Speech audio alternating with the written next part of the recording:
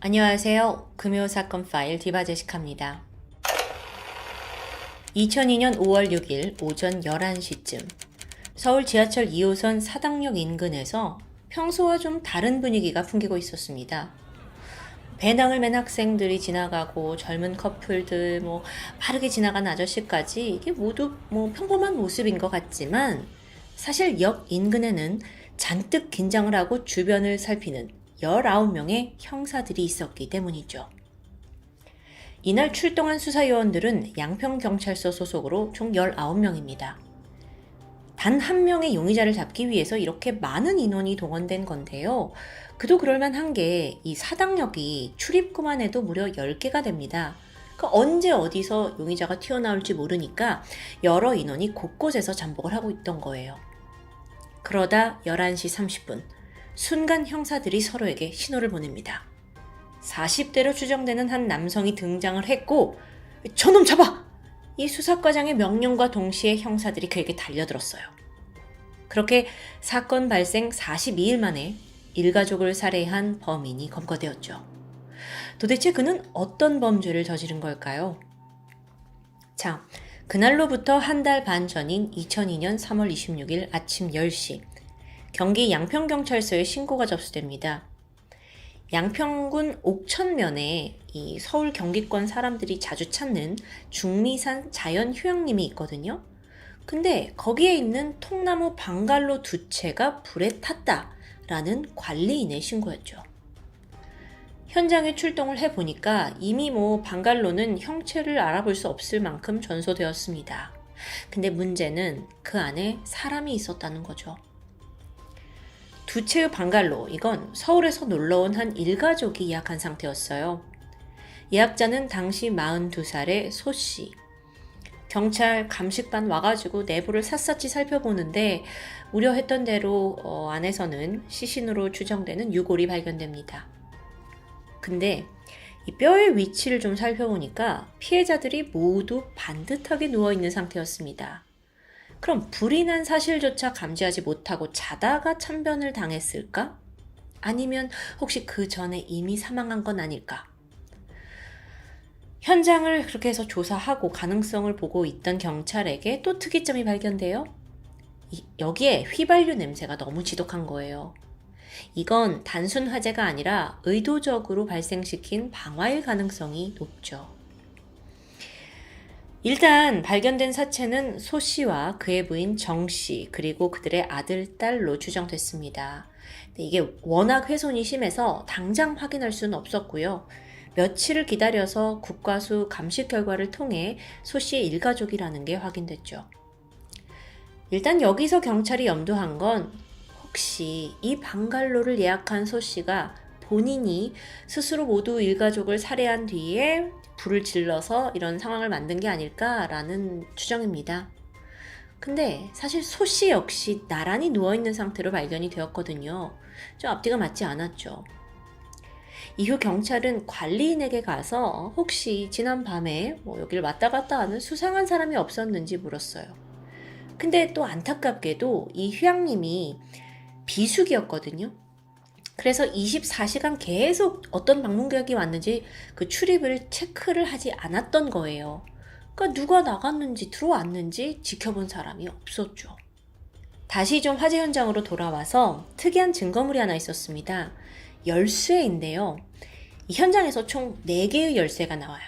이게 뭐였냐면 숨진 일가족의 집 열쇠, 그리고 방갈로 열쇠 2개, 그리고 아내 정 씨가 타고 온 소나타 자동차 키까지요. 이 안에 차가 방갈로 옆에 주차가 되어 있었거든요. 근데 불이 나면서 이것까지 전소된 상태였어요. 자, 그런데 사실 가족은 차량 한 대를 더 끌고 왔습니다. 남편 소 씨가 따로 온 거예요. 그랜저 승용차를 가지고 왔었죠. 근데 이상하게도 이 그랜저 차의 열쇠는 이 안에서 발견되지 않는 거예요.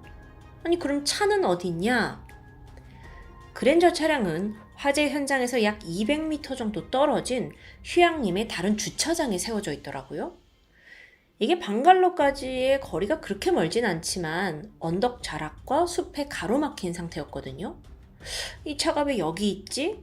하고 살펴보던 중 이상한 점이 발견됩니다. 지금 200m 떨어진 곳에 있어요, 이 차가. 근데 차의 한쪽 면에 불에 그을린 듯한 자국이 나오는 겁니다. 게다가 이 차의 지붕에도 잿가루가 붙어 있고요. 이건요, 이게 이제 화재 현장과 가깝게 있었다는 뜻이잖아요. 또 다른 한편으로는 방갈로에 불을 지른 범인이 소씨 그랜저 차를 몰고 여기 현장에서 빠져나간 뒤 주차장에 차를 두고 도주했다고도 볼 수 있겠죠. 차량에 남은 그을음, 이때 발생한 거니까요. 아니 근데 왜 굳이 이렇게까지 했을까요? 이에 앞서 일단 피해자들에 대해서 좀 알아보면 소씨, 가장 소씨는요, 직원 한 20명 정도 되는 규모의 컴퓨터 회사를 운영하던 대표입니다. 부인 정씨와는 동갑내기 부부였고 둘 사이엔 중3 아들과 중1 딸을 두고 있었죠.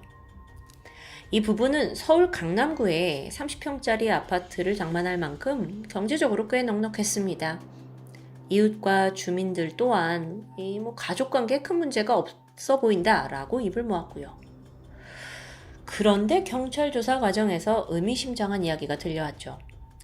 소 씨의 친한 친구였던 진 씨가 말하길 이 소 씨가 최근에 야야 내가 1억 원만 투자하면 90억 원을 벌 수 있는 아이템을 내가 찾았어 라고 막 흥분해서 말했다는 거예요. 그리고 자기도 여기에 8천만 원을 투자했대요 이미. 아니 야 그게 말이 되냐, 무슨 1억 원을 넣었는데 90억 원을 어떻게 버냐, 친구랑 막 이야기를 나눴다고 하는데, 게다가 사건 당일에 또 소 씨가 이 친구에게 의미심장한 말을 합니다. 야 친구야, 나 오늘 드디어 떼부자 되는 날이다. 그리고 내가 지금 나를 그렇게 부자로 만들어줄 사람 내가 오늘 만나기로 했거든. 경찰은 즉각 소 씨가 그날 누굴 만나려 했는지 그 인물을 알아내야 했어요. 그래서 부부의 주변 사람들을 탐문했죠.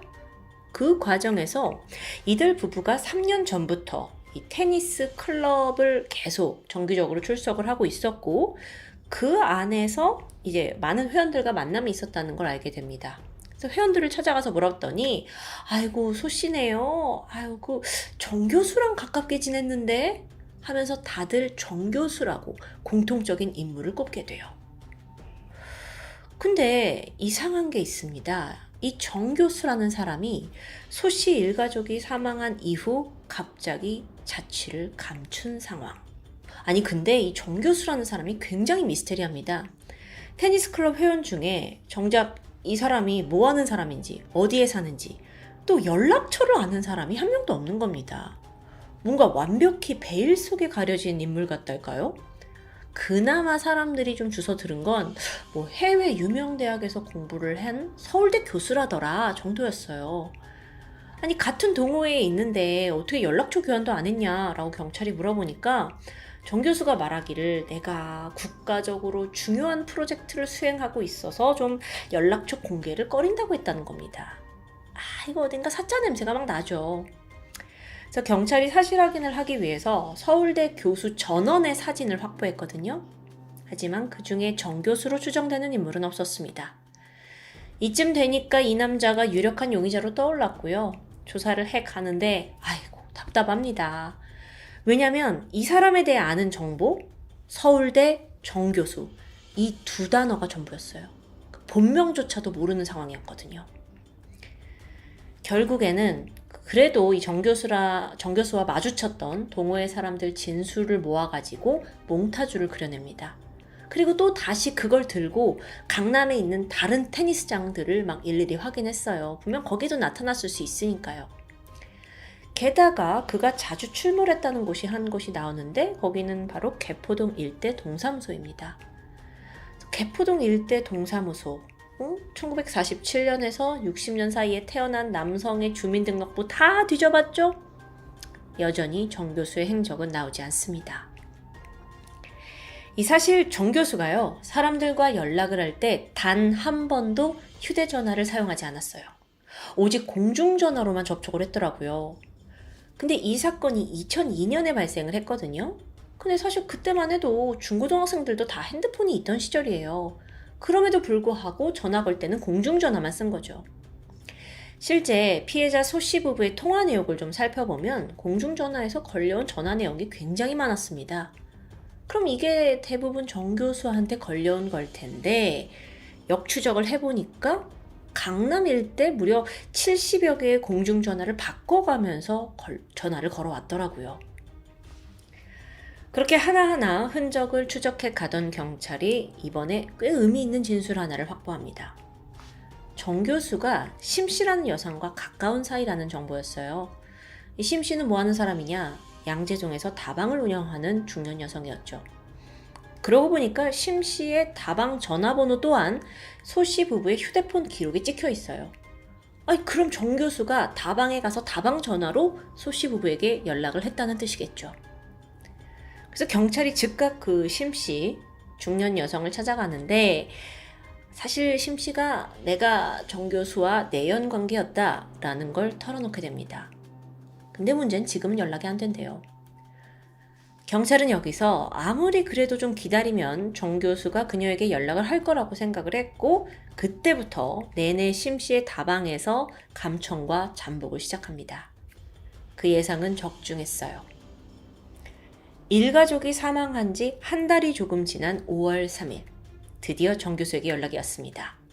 그리고 심 씨는 경찰의 지시대로 그래요, 우리 사당역 앞에서 만나요 이렇게 약속을 잡았고 경찰은 즉각 19명의 요원을 이끌고 사당역 곳곳에서 잠복, 유력한 용의자 정 교수를 드디어 검거하게 된 거죠.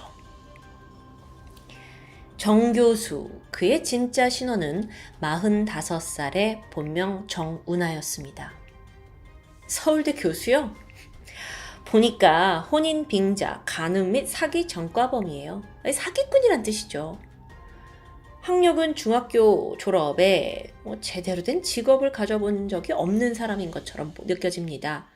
근데 자기를 유학파 서울대 교수로 막 포장하고 테니스 치는데 가가지고 돈 냄새 나는 사람들한테 막 접근을 한 거예요. 아니, 그건 그렇고 지금 더 중요한 문제가 남아있죠. 일단 이 사람이 사기꾼인 건 확실한데 일가족 살인사건의 범인이다 라는 데에 증거를 찾아야 합니다. 아직 이 사건은 좀 풀리지 않은 점이 너무 많으니까요. 그래서 경찰이 즉각 정씨 집을 압수수색했어요. 거기서 눈에 띈 건 서랍 속에 있던 약봉투였죠. 자, 이 약봉투, 강원도 양양에 있는 한 약국에서 조제한 자상치료제입니다. 자상치료제. 근데 조제 일자가 3월 26일 아침. 이날은 바로 화재 현장이 발견된 날입니다. 그러니까 화재가 나고 바로 다음 아침인 거죠. 확인해보니 이 정 씨가 양양에 있는 어떤 병원에서 상처 입은 손을 치료한 사실이 드러나요. 그런데 여기서 또 그날 병원을 찾은 게 이 정 씨 혼자가 아니더라고요. 남자 한 명과 여자 한 명, 일행까지 있는 게 확인됩니다. 아니 뭐야? 그럼 지금 3명의 공범이 있다는 거예요? 인상착의를 추적했습니다. 그리고 바로 다음날 40세의 남성 현 씨와 25살의 여성 김 씨를 체포합니다. 공범 2명이 더 있던 거예요. 40대 남성과 20대 여성. 근데 진술을 들어보니까 이 사람들이 정 씨의 범행을 어느 정도 도운 건 시인을 합니다. 그의 부탁을 받아서 휘발유와 마취제 같은 주사기, 전기 충격기 등을 구입해 줬대요. 하지만 살인에 대해서는 끝내 모른다는 입장을 고수하는데요. 자, 결론부터 말씀드리면 이후 오랫동안 조사를 해보니 이 두 사람 역시 정 씨에게 속아 넘어간 또 다른 피해자였다는 게 파악이 됩니다. 먼저 그 남성 현 씨는 6급 공무원이었어요. 사기꾼 정 씨가 야, 내가 이 국가 프로젝트에 지금 핵심 역할을 하면서 일하고 있다 라면서 그에게 접근을 했고 공무원이던 현 씨는 이 프로젝트에 좀 참여하고 그러면서 더불어 자기가 승진할 수 있는 그 달콤한 그 감언이설에 속아서 정 씨에게 거액을 뜯겼죠. 한편 그 여성 공범 김 씨는 지금 20대인데 대학원 입학 예정자더라고요. 그리고 황당하게도 이 사기꾼 정 씨의 또 다른 내연녀였어요. 아니 무슨 관계가 이래. 사실 정우나 이놈이요. 대학생 아들까지 둔 유부남입니다. 하지만 김 씨는 그걸 전혀 모르고 있더라고요. 어쨌든 진술을 좀 들어보면 내가 그날 양평 사건 현장에 간 건 맞다. 하지만 정 씨가 뭐라고 했냐면 무슨 교육을 하고 오겠다면서 사라졌고 자기네들은 다른 장소에서 기다리고 있었다라고 말을 하는 거예요. 근데 그러다가 이제 교육인가 뭔가를 하고 정 씨가 돌아왔는데 오른손에 상처가 나 있었고 왜 다쳤냐 했더니 교육 도중에 상처가 났다고 말을 했다는 겁니다. 이후 3월 26일 새벽 1시 반, 정 씨는 또다시 이 소 씨 가족이 묵는 방갈로로 향했습니다. 그리고 이때는 문제의 공범 현 씨와 김 씨도 함께였어요. 두 사람한테는 주차장에서 기다리라고 했고 혼자 방갈로로 들어갔거든요. 그리고 경찰은요, 이때 범인 정은아가 방갈로에 방화를 저질렀다고 추정해요. 두 번째 방문했을 때요. 그 뒤에 이 소 씨가 타고 온 그랜저 몰고 주차장 밖으로 와가지고 차 두고 공범이었던 현 씨의 차로 옮겨 타고 현장을 벗어났다는 게 경찰의 추정이고 또 공범들의 증언입니다. 자, 근데 반면 여기에 대해 지금 정은아는 완전 다른 말을 해요. 현 씨와 김 씨의 증언을 완전 부인하는 거예요. 근데 이건 지가 주범이니까 그런 것 같기도 한데 현장 검증에 와서도 사실 이건 경찰의 강압수사로 내가 허위 자백을 했다 막 이러는 겁니다. 막무가내예요. 그러니까 사기꾼 기질이 여기서도 나오는 거죠. 이후 강도 높은 조사가 이어졌고 정 씨가 끝내 범행을 자백하게 되는데 이 자백 내용이 앞서 현 씨와 김 씨가 진술한 것과는 또 완전히 다릅니다. 들어보시겠어요? 자, 지금부터는 정은아의 주장입니다. 사건 발생일인 3월 25일 그는 소 씨의 연락을 받고 양평 중미산 자연휴양림으로 가게 됩니다. 근데 이때 소 씨가 정은아한테 올 때 망치랑 휘발유를 가져오라고 지시했대요. 정은아는 그거에 따른 거고요. 근데 이제 왠지 모를 불안감이 좀 들어서 애인인 김 씨에게, 그 20대 여성 김 씨에게 야, 전기 충격기와 마취제도 좀 구해라 라고 부탁을 했어요. 근데 혹시 몰라서 이제 소 씨가 나를 이제 해하면 내 자신을 보호할 용으로 전기 충격기와 마취제를 샀다고 해요. 이후 3명이 현 씨, 그 공무원이라는 현 씨 남성의 차를 타고 휴양림에 도착을 했죠. 정은아는 두 사람을 주차장에 두고 혼자 소 씨가 있는 방갈로에 가서 만납니다. 자, 그러자 가장인 소 씨가 일단은 아빠 손님이랑 얘기하게 아이들을 보고 다른 방갈로에 가 있으라고 했대요. 그렇게 한 공간에 소 씨 아내, 그리고 정 씨, 세 사람이 남자 소 씨가 돌변합니다. 너 내 아내랑 내연관계 아니냐라고 추궁했다는 거예요. 그러면서 이들을 칼로 위협했죠. 정은아가 아니다 말리면서 손가락에 부상을 입었고 병원에 간 거, 그때 손 부상 입은 거, 이걸 여기서 설명하는 거예요. 근데 순간 격분한 아내가 이번에는 갑자기 그 정은아가 챙겨온 망치를 집어들더니 그걸로 자기 남편 머리를 가격해서 소 씨가 죽어버렸다는 겁니다. 여러분, 제 말투에서 느껴지실 거예요. 제가 경찰은 아니지만 이거 막 그냥 지어내는 느낌이 들죠. 어쨌든 계속 들어보면 그 혼란스러운 상황에 정은아는 방갈로를 빠져나왔어요. 근데 이제 새벽이 되니까 아이들이 걱정됐죠. 그래서 자기 일행들한테 잠깐 한 번 더 들어갔다 오겠다라고 하고 다시 방갈로를 찾았대요. 근데 이때 소 씨의 아내와 또다시 마주칩니다. 아내가 화가 난 상태로 내가 남편을 죽인 건 다 너 때문이다 라면서 갑자기 정은아를 향해 달려들더래요. 그리고 정은아에 따르면 자기는 순간 정신을 잃었고 깨어나 보니 일가족은 모두가 죽어 있는 상황이라는 겁니다. 자기가 너무 겁이 나서 이 사건을 다 덮어야겠다는 생각에 휘발유 가져와서 불을 지르고 도주했다는 주장. 끝까지 들어봐도 정말 터무니가 없습니다. 당연히 경찰 또한 이걸 믿지 않았어요.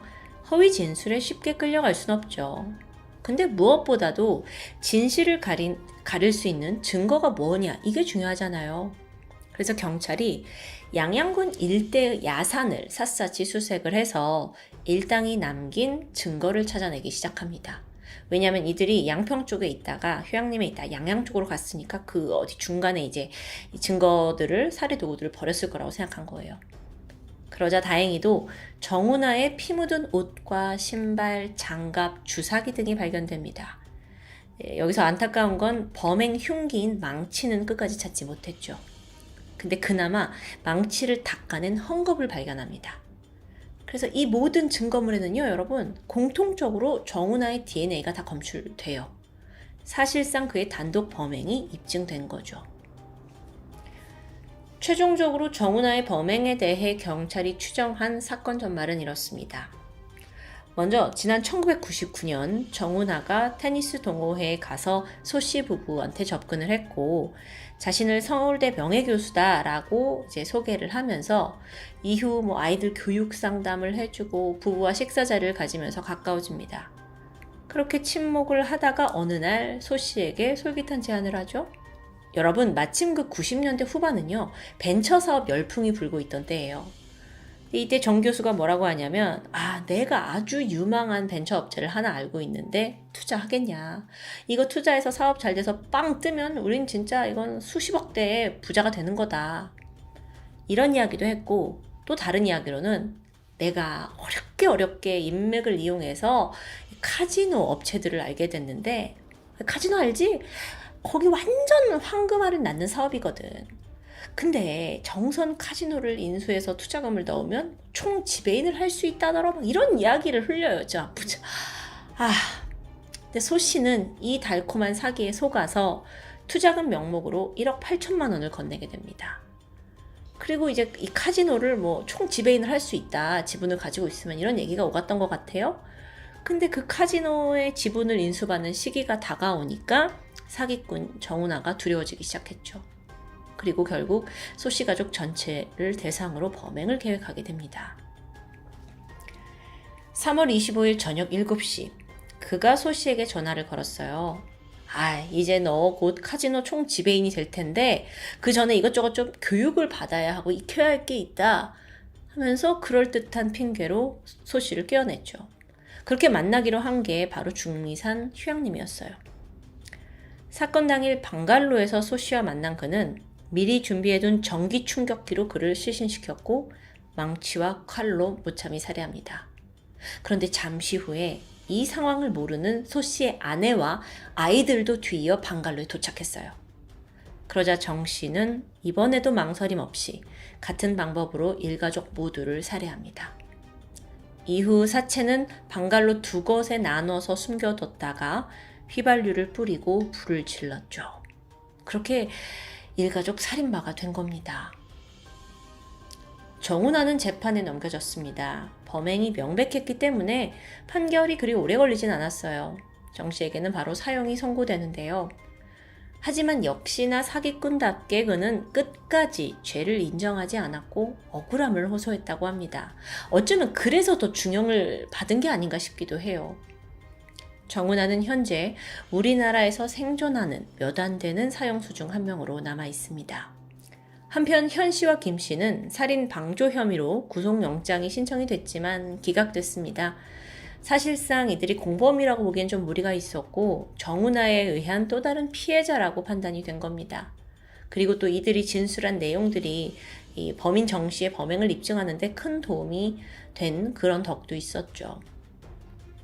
정훈아가 검거되기 전까지 그의 사기 수법에 넘어간 사람은 신고 접수된 사람만 5명이에요. 피해 금액은 5억 원에 달했고요. 90년대 후반의 물가를 생각하면 굉장히 큰 금액이죠.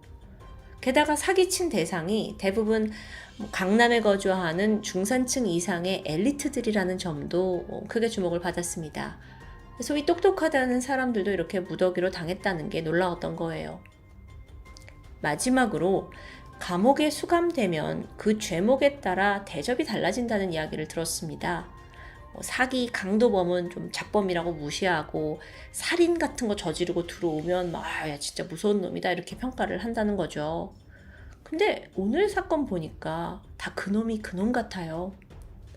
남의 것을 빼앗겠다는 그 욕망이 결국 커지고 커져서 일가족 살인까지 부른 대참사. 주변에 살갑게 다가오는 낯선 사람을 이제는 쉽게 믿을 수 없는 그런 현실에 살아간다는 게 정말 안타까울 뿐입니다. 지금까지 금요사건 파일 디바제시카였습니다. 안녕하세요. 금요사건 파일 디바제시카입니다. 2005년 6월 16일 목요일 오후 서울 성북구 도남동에 있는 미분양 아파트에 청소업체 직원인 김 씨가 들어갑니다. 곳곳에 광고 전단지를 부착하기 위해서였죠. 특히 그날은 전달받은 지시가 하나 있었는데 관리사무실에서 전단지를 떼어낼 수 있으니 아파트 안이나 붙박이장 그리고 화장실 안쪽까지 여러 개를 잘 붙여놓으라는 사장의 요구였습니다. 이 아파트는 이제 막 입주가 하나둘 시작되고 있었는데 여전히 마무리 공사 때문에 대부분의 현관문이 열려 있거나 또는 잠겼더라도 비밀번호가 0000 정도였습니다. 김 씨는 순조롭게 내부로 들어가 배포 작업을 할 수 있었죠. 그렇게 어느덧 6층에 도착합니다. 그리고 순간 고약한 악취가 코를 찔렀는데요. 그냥 지나칠까 했지만 혹시나 사장한테 걸리면 질책을 당할 수 있기에 그는 결국 6층 현관문이 열린 어느 집 안으로 들어서게 됩니다. 여기가 그 냄새의 근원지인 것 같았죠. 여기저기 전단지를 붙이던 그가 마침내 안방 화장실 앞에 다다랐습니다. 문고리를 돌려서 문을 열려는 찰나 안에 뭔가 묵직한 게 걸려있는 느낌을 받았는데요. 그는 문을 다시 한번 닫았다가 힘을 실어 밀면서 욕실 내부가 한눈에 들어옵니다. 눈앞에는 여성의 시신 한 구가 놓여 있었죠. 김 씨의 신고를 받고 출동한 경찰이 감식을 시작했습니다. 이 시신이 발라 상태였는데 초여름의 후덥지근한 날씨 때문에 얼굴은 알아볼 수 없을 정도로 심하게 부패되어 있었습니다. 하지만 입고 있던 원피스의 앞단이 찢겨져서 사라졌다는 점, 또 속옷이 벗겨져서 다리에 걸쳐져 있었다는 점에서 간간히 의심됐죠. 현장에서는 그녀의 핸드백과 소지품, 또 손목에 차고 있던 고가의 시계가 고스란히 남아 있었습니다. 신원 파악 결과 피해자는 30살의 이 씨. 미스 춘향 출신의 출중한 외모, 그리고 성격도 좋고 학벌도 좋은 일명 엄친딸이었습니다. 그녀는 부산의 한 대학을 다니다가 2001년 서울 성북구에 있는 K대에 편입해서 1년 전인 2004년 이미 졸업을 한 상태였습니다. 그리고 같은 해에 3년 동안 연애했던 명문대 대학원생과 결혼을 했는데 남편이 수백억대 부동산 자산가의 아들이란 게 알려지면서 이 씨는 주변인들에게 재력가 며느리로 통했죠. 그녀는 사실 이미 일주일 전 남편에 의해 실종 신고가 된 상태였습니다. 부검 결과 이 씨는 실종 당일인 6월 9일 사망한 것으로 추정됐죠. 시신을 보니까 목에 작은 상처 외에 별다른 외상이 발견되지 않습니다. 사실상 너무도 부패해 있었기 때문에 폭행이나 결박 같은 외상을 정확히 확인할 수는 없었다고 해요. 다만 목뼈가 골절되어 있는 것으로 봐서 사인은 목졸림에 의한 경부압박 질식사로 추정됩니다. 간간히 의심된다고 했었었죠. 정액 반응 검사 결과는 음성이었습니다. 그렇다면 범인이 성폭행을 시도는 했지만 이 씨가 저항을 하면서 실패했고 결국 단념한 후 목을 졸라 살해한 것으로 짐작됩니다. 그런데 원피스 앞부분이 찢어지고 또 그게 사라진 이유를 생각해보면 혹시 거기에 뭔가 체액이나 범인을 특정한 무언가가 묻어있지 않았나 하는 의심도 가능하죠. 그런데 왜 하필 이 씨는 이 아무런 연관도 없는 도남동 미입주 아파트에서 시신으로 발견된 걸까요? 여러 가능성 중에서 그나마 합리적인 의심은 누군가 이 씨를 여기에 의도적으로 유인했다는 겁니다. 그런데 또 현장엔 그녀가 강제로 끌려 들어온 흔적이 보이지 않았어요. 그렇다면 강제가 아닌 면식범의 소행의 가능성이 높아집니다. 물론 피해자가 아파트 부근에서 위협을 느끼다가 우연히 여기로 도망쳐 왔는데 쫓아온 범인에게 살해당했을 가능성도 있죠. 경찰은 이 모든 걸 열어두고 이 씨가 아파트에 들어간 그 이유를 밝히는 것이 사건의 키라고 생각합니다. 이 씨의 실종 당일 행적을 살펴볼까요? 사망 추정일인 6월 9일 강남에 거주하던 이 씨는 출근하는 남편을 배웅한 뒤 오전 9시에 외출했습니다. 오전 11시쯤 강남의 한 한복점에 들렸고 11시 23분에는 일식집에 들려서 포장 도시락을 구매합니다. 그리고 12시에는 그 도시락을 들고 어딘가를 찾게 되는데 거기가 바로 성북구에 위치한 모교 K대학이었죠. 여긴 사건 현장과 약 3km 정도 떨어진 곳인데 여기에서 A 교수의 연구실을 방문합니다. 당시 이 씨는 평소 친분이 있던 A 교수의 부탁으로 학술행사 자원봉사를 위해 거의 매일 학교에 갔다고 합니다. 그날 또한 행사 뒷정리를 포함해서 교수에게 인사차 들른 것인데요. 2시간 후 A 교수와 함께 밥을 먹고 헤어진 이 씨는 후배와 통화를 한 뒤 교내 은행에 들립니다. 이어 2시 23분에 은행을 나와서 지하철 쪽으로 걸어가는 모습이 CCTV 영상에 담겨 있었죠. 이렇게 행적이 아주 자세하게 남아있지만 이게 그녀의 살아있는 마지막 모습이었습니다. 그때로부터 일주일 뒤 시신으로 발견될 때까지 이 씨의 행적은 묘연합니다. 그러던 중 결정적인 단서 하나가 포착되는데요. 바로 이 씨 수첩에서 이 미분양 아파트 주변 부동산 전화번호가 발견된 겁니다. 이걸로 연관성을 찾겠다 싶었지만 사실 이 씨가 이사 계획이 전혀 없어서 집을 보러 다닐 이유가 특별히 없어 보였죠. 그러던 중 남편이 아내가 생전에 했던 이야기를 떠올립니다. A 교수가 학교 근처에 집을 구해야 되는데 자기가 같이 집을 보러 다니려 했다라는 스토리였어요. 그러고 보면 그녀가 실종 직전 마지막까지 함께 있던 인물도 A 교수입니다. 그렇게 정황상 A 교수가 유력한 용의자로 떠오르게 되죠. 경찰은 그를 5차례나 소환했고 꽤 강도 높은 조사를 벌였습니다. 교수는 이 씨와 도시락을 함께 먹은 것은 맞지만 이후 죽음에 대해서는 아는 게 전혀 없다고 하는데요. 게다가 그녀와 집을 같이 보러 다닌 적도 없다라고 강하게 부인합니다. 다만 자신이, 그러니까 교수가 새 집이 필요한 상황을 이 씨가 눈치채고 도움을 주려고 혼자서 집을 보러 간 게 아닌가 싶다라고 하는데요. 여기서 잠깐, 이 두 사람은 어떤 관계였을까요? 이 씨가 왜 그렇게까지 이 A 교수를 도와주고 싶어 했던 걸까요? K학교 재학생들에 따르면 미국에서 오랫동안 공부한 A 교수는 꽤나 학생들에게 친근한 성격으로 알려져 있습니다. 이 씨가 대학 시절에 이 교수와 친분을 맺었는데 졸업을 한 후에도 곧잘 그를 따르면서 평소 많은 조언을 구했다고 해요. 심지어 가족에게 A 교수를 직접 소개하기도 했죠. A 교수가 그녀와 그렇게 가까운 사이였다면 사실 이 씨를 죽일 이유가 없어 보이는데요. 사건 발생 2달 만에 시신의 정밀 검사 결과 새로운 2가지 사실이 드러납니다. 먼저 이 씨의 간과 비장에서 약 0.14%의 알코올이 검출돼요.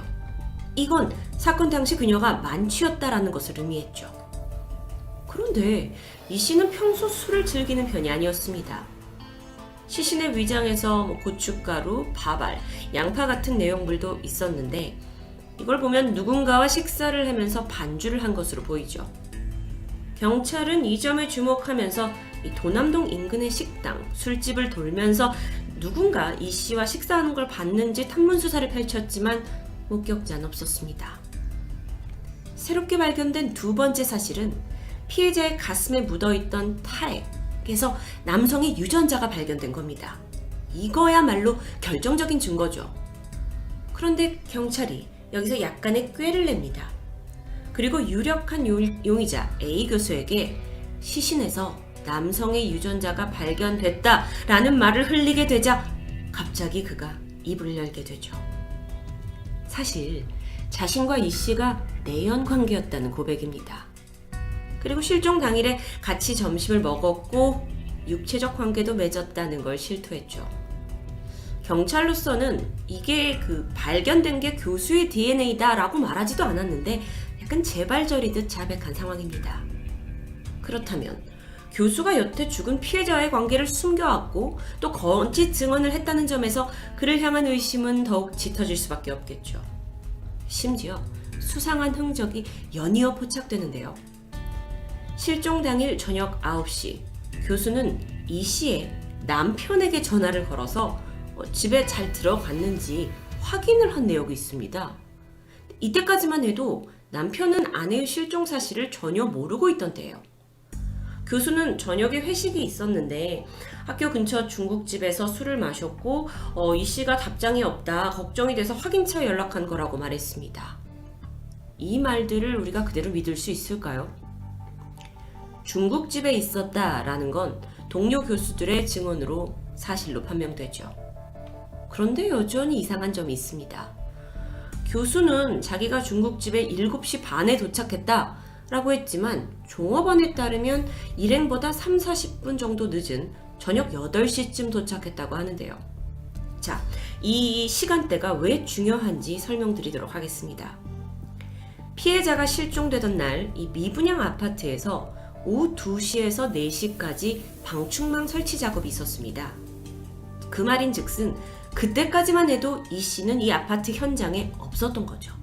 그런데 시신이 발견된 화장실은 아직 전기 스위치가 설치되지 않았기 때문에 경찰이 추정한 범행 시간은 방충망 작업이 끝난 오후 4시부터 해가 완전히 져서 깜깜해지기 직전인 7시 반 사이로 좁혀진 상태였습니다. 그런데 교수가 중국집에 도착한 시각은 7시 반에서 8시 사이? 그의 말의 진실 여부를 떠나서 이 빈 시간이 범행 시간과 어딘가 맞닿아 있는 것 같죠.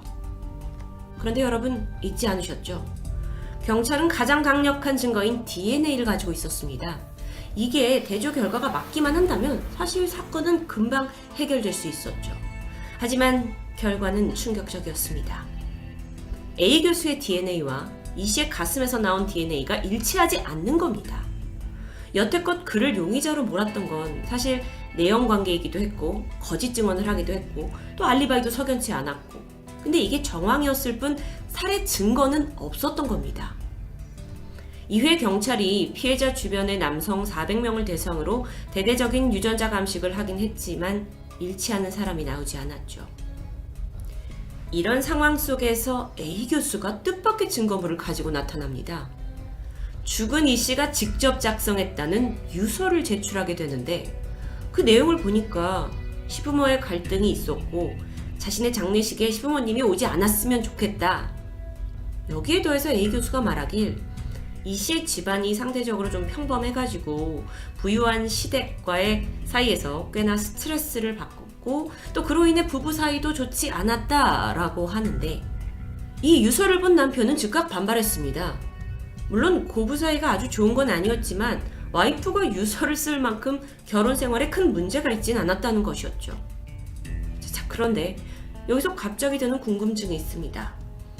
처음 시신을 봤을 때 이거 살인사건 아니었나요? 근데 왜 갑자기 유서가 나오죠? A 교수가 말하기를 학교 공용 컴퓨터에서 우연히 이 씨의 유서를 발견했다고 합니다. 그러니까 이게 직접 쓴 자필 유서가 아니라 컴퓨터 파일 형식이었어요. 자기가 어쩌다 보니 또 컴퓨터 비밀번호를 풀게 됐고 그래서 이걸 찾아냈다는 너무도 미심쩍은 답변. 제가 만약 이 진술을 직접 들었다면 그냥 헛웃음이 나왔을 것 같은데요. 어쨌든 경찰은 이 유서를 토대로 이 씨의 남편과 시부모까지 용의선상에 뒀고 청부살인의 가능성을 검토했지만 모두 알리바이가 증명되면서 혐의에서는 벗어납니다. 경찰은 다시 현장에 주목했습니다. 화장실 양변기 뒤에 있는 수납장 유리가 깨져 있었는데 그 틈에서 피해자의 긴 머리카락 한 움큼이 발견됐죠. 전문가들은 만취한 피해자가 화장실로 피신하려고 했지만 범인이 뒤따라오면서 몸싸움이 벌어졌고 이 수납장 유리에 머리를 부딪혔을 거라고 추정합니다.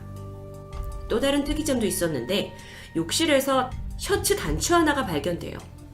애쉬워스라는 좀 생소한 브랜드였는데 2005년을 기준으로 셔츠 한 벌이 10만원 정도 되는 고가의 골프웨어 브랜드였죠.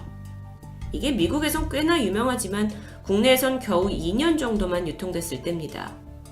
경찰은 이 단추가 범인의 것이라고 봤고 셔츠를 판매하고 또 구매한 사람들을 파악해서 DNA를 대조했지만 일치한 인물은 없었습니다. 유력한 용의자 A 교수와도 DNA가 맞지 않고 주변인들도 아니고 셔츠 가진 사람도 없고 혹시 우리가 DNA를 너무 믿었던 건 아닐까요? 이 부분에 대해서 한 전문가는 이 사건 현장의 날씨가 꽤 더웠기 때문에 DNA가 변질되거나 수사 과정에서 오염됐을 가능성도 있다라고 지적합니다. 즉, 이 DNA 대조를 절대적인 기준으로 보는 게 무리가 있을 수 있다라는 소견이죠. 그렇다면요, 정황상 범인은 A 교수를 가리키지만 결정적인 증거가 없기 때문에 결국 이 사건은 미궁에 빠져버립니다. 사실 DNA 감식은 대부분의 수사에서 여태 핵심적인 역할을 해왔는데 이번에서는 오히려 이 DNA 증거에 너무 집착을 해서 발목이 잡혀버린 아이러니한 상황이었죠. 참고로 A 교수는 현재도 이 해당 대학에서 재직 중으로 알려져서 논란이 되고 있습니다. 이제는 네티즌들 사이의 가설을 한번 살펴볼까요? 욕실에 몸싸움의 흔적이 있었는데 그런 것 치고는 피해자가 어깨에 메고 있던 핸드백과 그 안에 선글라스, 노트 같은 게 별다른 손상 없이 아주 깨끗하게 발견됐다는 게 이상하다고 지적합니다. 그렇다면 범인이 피해자를 다른 곳에서 살해한 후에 시신을 트렁크 같은 곳에 보관하다가 발견 직전쯤 이 아파트에 유기한 게 아니냐라는 주장도 나오게 되죠. 그리고 또 수사에 혼선을 주기 위해서 원피스를 일부러 찢어두거나 속옷을 내려서 마치 성범죄처럼 조작했을 수도 있다라는 추리도 있습니다. 또한 범인은요, 이 도남동 미입주 아파트가 보안에 취약하다라는 점도 잘 알고 있었기 때문에 관련 인물을 확대해서 조사해야 한다는 점이 나왔습니다. 경찰분들이 알아서 다 조사하겠지라는 믿음이 많이 약하다 보니까 이렇게 네티즌 수사대가 더 열성이기도 합니다. 현재 공소시효가 사라진 이 사건의 재수사를 담당하고 있는 곳은 서울지방경찰청입니다. 하지만 제보가 없으면 사실상 사건 해결은 쉽지 않겠죠. 모든 미제 사건이 그렇듯 여러분의 작은 기억의 조각이라도 제보해 주시면 사건 해결에 큰 도움이 됩니다. 도남동 미분양 아파트 살인사건. 과연 범인은 누구일까요? 그리고 결정적으로 남아있는 그 DNA는 정말 범인의 것이었을까요? 금요사건 파일 디바제시카였습니다.